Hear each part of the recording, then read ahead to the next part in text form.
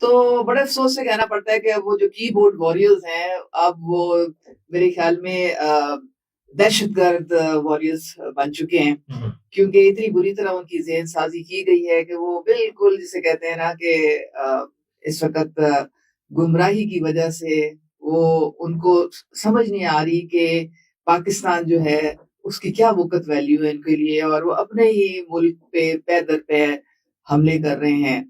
لیکن یہ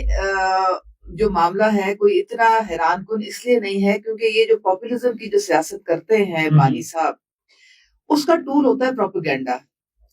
وہ اس میں کوئی حقیقت نہیں ہوتی، اس میں صرف بیانیہ ہوتا ہے، اور وہ بیانیہ بھی ہوتا ہے جھوٹ پہ مبنی،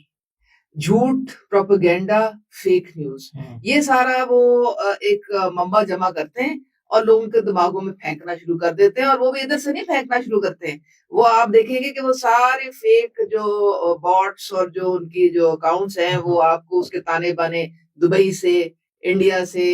انگلینڈ سے اور یہ باہر کے ملکوں سے آپ کو وہ لنک کرتے ہوئے نظر آئیں گے۔ یعنی کہ جو کام